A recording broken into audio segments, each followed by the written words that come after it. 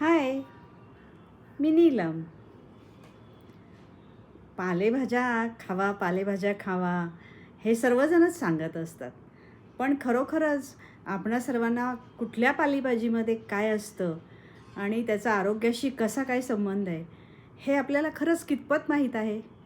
तर चला, आज आपण आपल्या आरोग्य प्रभातमध्ये याचीच माहिती घेऊया. तर आता पालेभाज्यामधली सगळ्यात पहिली अळू. अळू ही पालेभाजी शरीरास अत्यावश्यक असणारे रक्त वाढवणारी, ताकद वाढवणारी व मलप्रवृत्तीस आळा घालणारी आहे. बाळंतिणीस दूध कमी येत असल्यास अळूची भाजी भरपूर खावी. भाजी करता पाने व देठ दोन्हींचा उपयोग करावा. अळूच्या पानांचा रस व जिरेपूड असे मिश्रण पित्तावर उत्तम गुण देते. फुरसे किंवा अन्य विषारी प्राणी चावले असताना वेदना कमी करण्याकरता अळूची पाने वाटून त्यांचा चोथा थापावा व पोटात रस घ्यावा.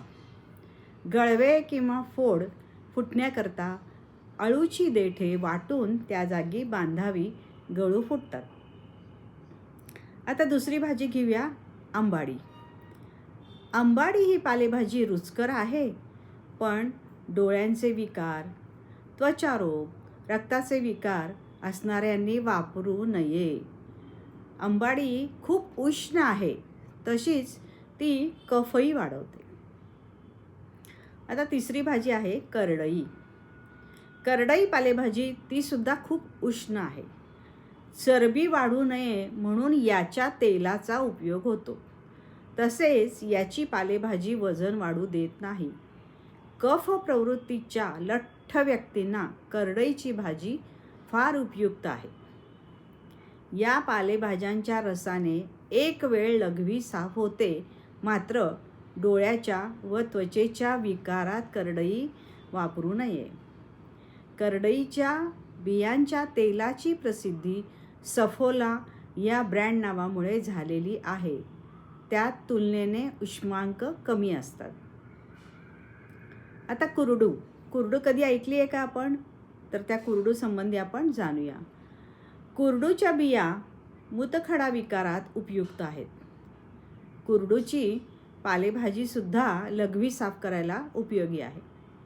या पालेभाजीमुळे कफ कमी होतो. जुनाट विकारात कुरडूच्या पालेभाजीचा रस प्यावा.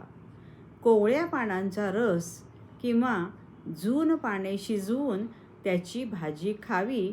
दमेकरी, जुनाट खोकला, वृद्ध माणसांचा कफ विकार यात उपयुक्त आहे. आता कोथिंबीर. आपल्याला तर कोथिंबीर शिवाय तर चालतच नाही. सगळ्यावर आपल्याला डेकोरेशनला पाहिजे, डोळ्यासाठी चांगली आहे, एवढंच आपल्याला माहिती आहे. पण अजून त्याचं डिटेलिंग काय ते आपण बघूया. कोथिंबीर. कोथिंबीर जास्त वापर करून खाद्यपदार्थाची चव वाढवायला म्हणून प्रामुख्याने केला जातो. चटणी, कोशिंबीर, खिचडी, पुलाव, भात, विविध भाज्या, आमटी, सूप या सर्वांकरता कोथिंबीर हवीच.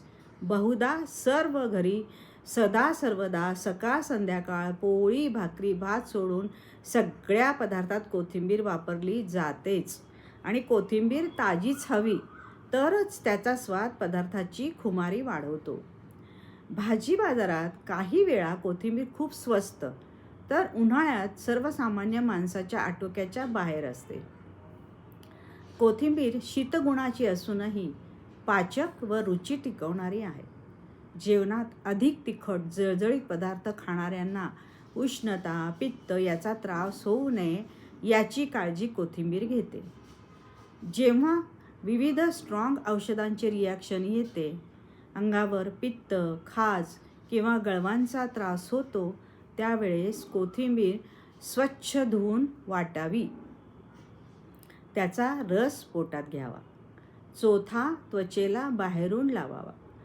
बिब्बा, गंधकमुक्त औषधे, स्ट्रॉंग गुगुळकल्प यांच्या वापरामुळे काही उपद्रव उद्भवल्यास कोथिंबीरीचा सहारा घ्यावा. रक्तशुद्धी, रक्तातील उष्णता कमी करणे, तापातील शोष हा उपद्रव कमी करायला ताज्या कोथिंबीरीच्या रसाचा वापर करावा. पथ्थकर भाज्यात कोथिंबीर अग्रस्थानी आहे. आता पुढची भाजी आहे घोळ. घोळाची भाजी बुळबुळीत असली तरी औषधी गुणाची आहे. त्यात एक क्षार आहे.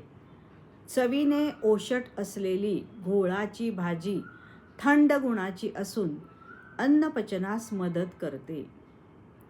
यकृताचे कार्य सुधारते. रक्ती, मूळव्या, दातातून रक्त येणे, सूज, अंगाचा दाह, मूत्रपिंड व बस्तीच्या विकारात उपयुक्त आहे. विसर्प किंवा धावरे, नागिन विकारात पाने वाटून त्यांचा लेप लावावा. अशा अजून बऱ्याच भाज्या आहेत. त्यामुळं आपण पुढच्या भागामध्ये इतर भाज्यांचं बघूया. तोपर्यंत हा व्हिडिओ सेव्ह करा. याच्यामध्ये जेव्हा तुम्हाला गरज पडेल तेव्हा तो ओपन करून त्यातील नक्की त्याचा उपयोग करा. आणि माझ्या चॅनलवरच्या असेच सगळ्याच व्हिडिओंचा अत्यंत उपयोगी असणारेच आहेत. त्याचा फायदा करून घ्या आणि पुढच्या व्हिडिओची वाट बघा. धन्यवाद.